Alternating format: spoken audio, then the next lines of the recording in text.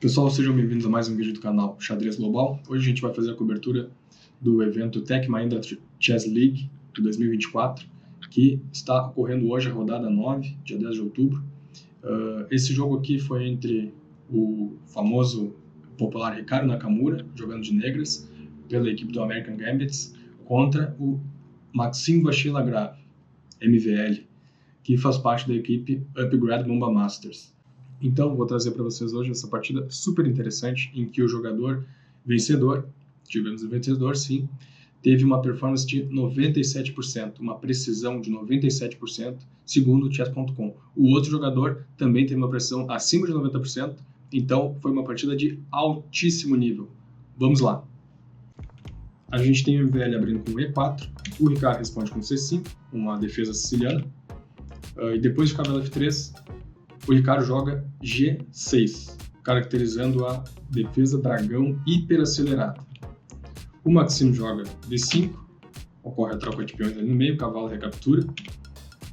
Ricardo joga bispo G7 e o Maxime joga C5, caracterizando essa formação aqui, Maroczy Bind, como é conhecido.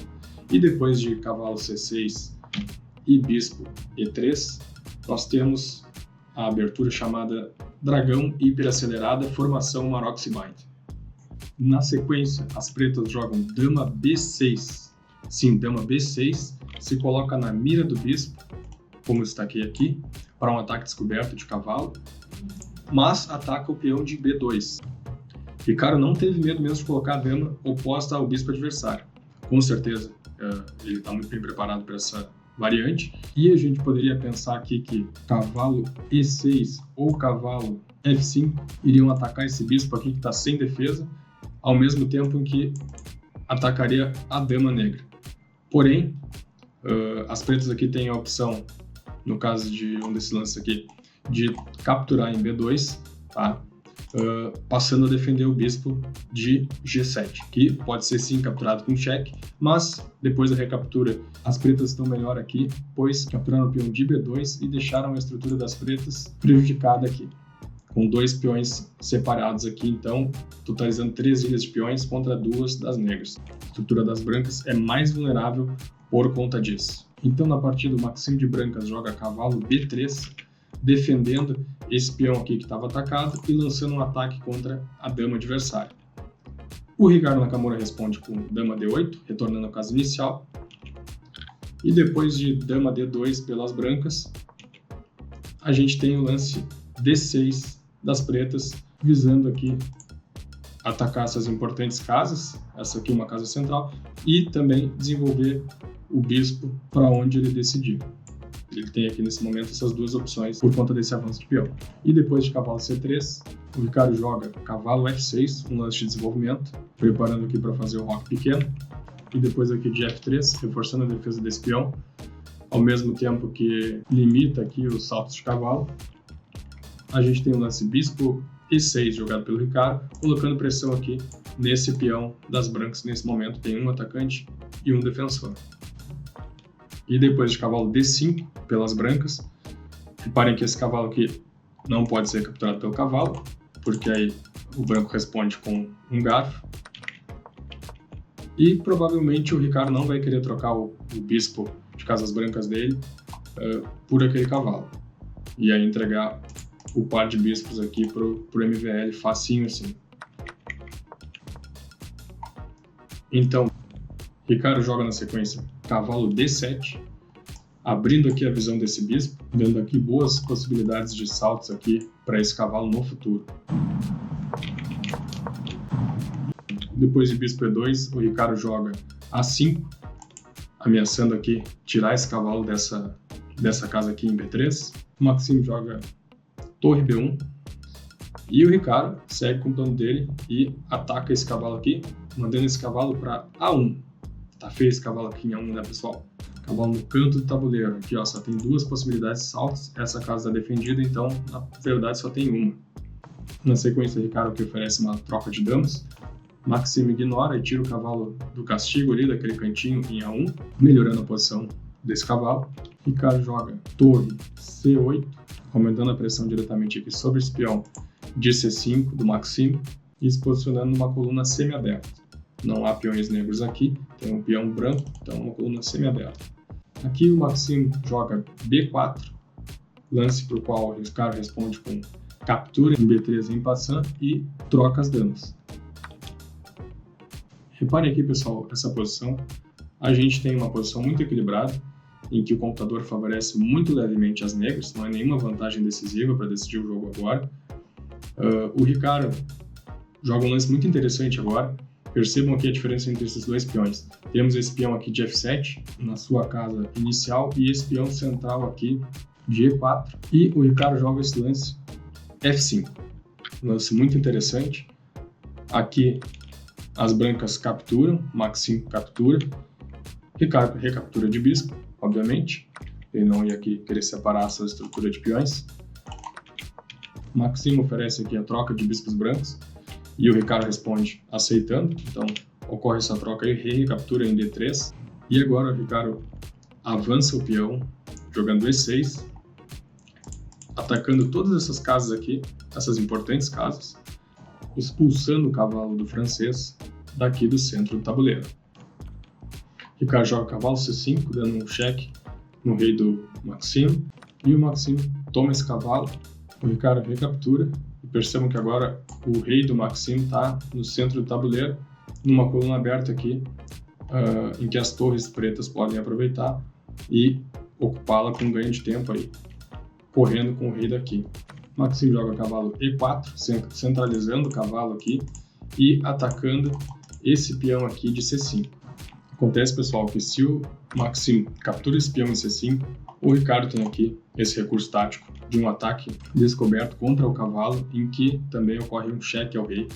O Maxim pode até tentar defender com esse lance aqui, mas depois de cavalo D7, a gente tem duas peças aqui atacando esse cavalo, e ao mesmo tempo o bispo aqui dando cheque no rei. Então, a única certeza é que as brancas vão perder esse cavalo aqui de C5. Por isso, o Maxim obviamente não capturou. A gente tem então o Maxim centralizando essa torre em D1, a torre que estava no cantinho ali em H1, não tinha se movido ainda. O Ricardo responde com torre A8, ignorando aqui o peão que pode ser capturado agora pelo Maxim, não há mais aquele ataque descoberto contra o cavalo se ele tiver capturado. Então o Ricardo ameaça entrar aqui na segunda fileira, penetrando na posição de defesa das brancas e atacando aqui esses peões, tirando algumas casas do rei. Maxim responde com cavalo C5. Ricardo segue com o plano dele aqui, penetra na segunda fileira das brancas.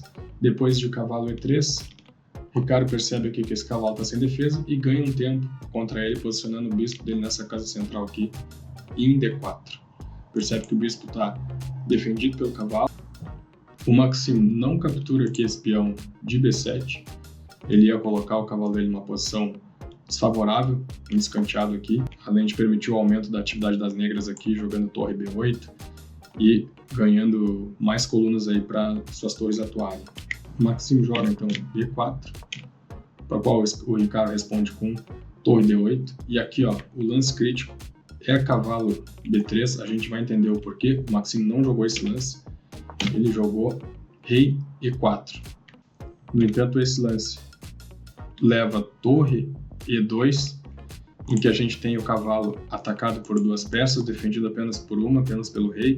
Aí tu pode pensar que eu tenho torre D1 para defender indiretamente, aí eu tenho a torre e o rei defendendo o cavalo.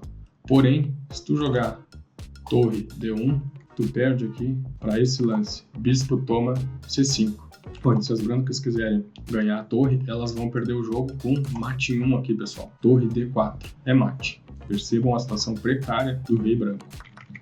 E a outra opção aqui, se as brancas capturam o bispo aqui com o peão, a gente tem também um mate em 1 com o mesmo torre D4.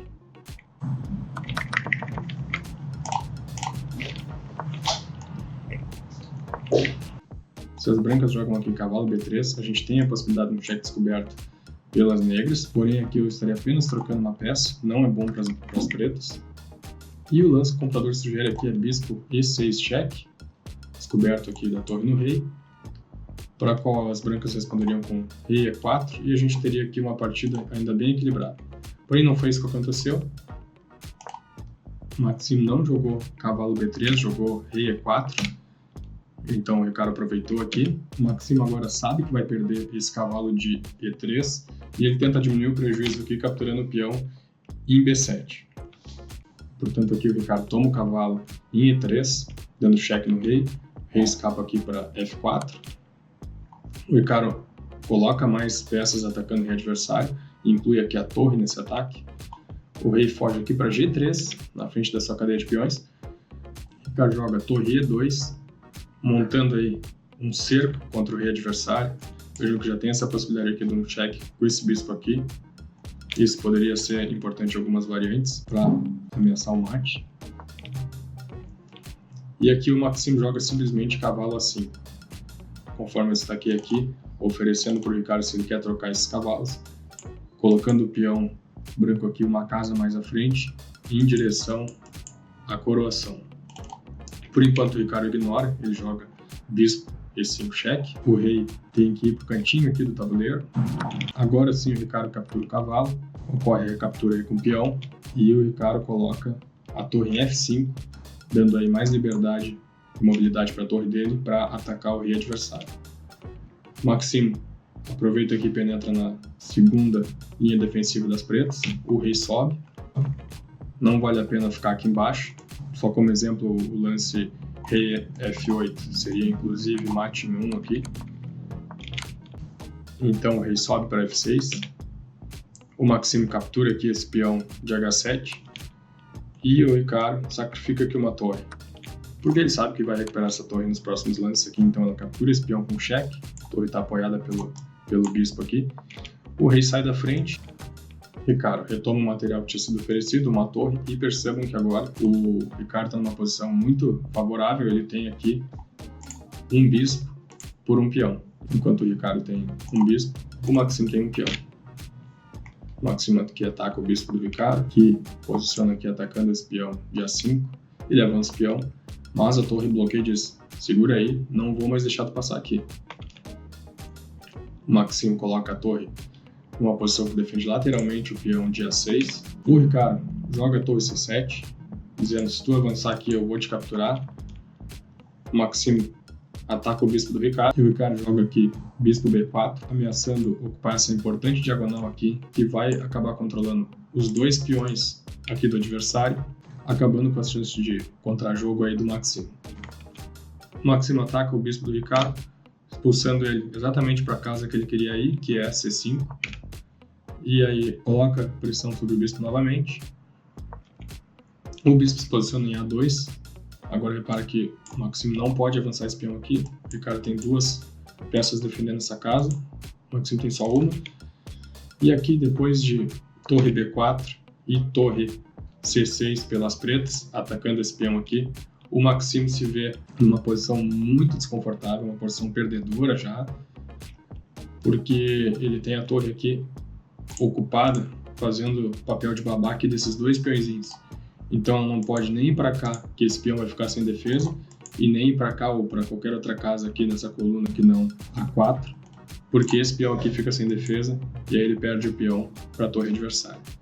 O Ricardo posiciona a torre dele em D6, para ocupar uma coluna aberta, para poder, por exemplo, atacar o rei inimigo aqui, obrigar ele a liberar essa casa aqui para o rei negro, para poder melhorar essa posição. O Maxime joga rei F3, o Ricardo dá o cheque com a torre, o rei volta para a casa de G4. Agora o bispo entra na jogada, lance muito importante, muito interessante. Se o Maxime avançar aqui, ó pessoal, parece que ele está já próximo da coroação, o bispo vai ter que se sacrificar aqui para acabar com esse peão passado. Mas não é o que o Maxime ameaça aqui, por conta dessa jogada aqui das pretas. Torre G3, cheque. O rei só pode sair para essa casa aqui de H4. E aí as pretas têm um cheque contra o rei, ao mesmo tempo ataque contra a torre. As brancas vão perder essa torre aqui, e esse peão aqui não vai coroar. Depois da recaptura, essas casas aqui são todas controladas pela torre. Depois de bispo F2, o Maxime responde com torre A2 atacando o bispo. Aí o Ricardo repete, ele retorna para A7. Maxim retorna para A4 com a torre. E o Ricardo joga torre C3. E esse é o último lance da partida. O Maxim abandona a partida. A gente tem aqui o gráfico da partida. E o Ricardo jogou com 97% de precisão contra 92,9%, quase 93% do Maxim. Então, os dois jogaram uma partida muito bem jogada, mas o Maxim cometeu aquele erro ali quando ele perdeu o cavalo em E3. Pessoal, espero que tenham gostado do vídeo. Essa foi a nossa análise dessa partida de hoje e até o próximo.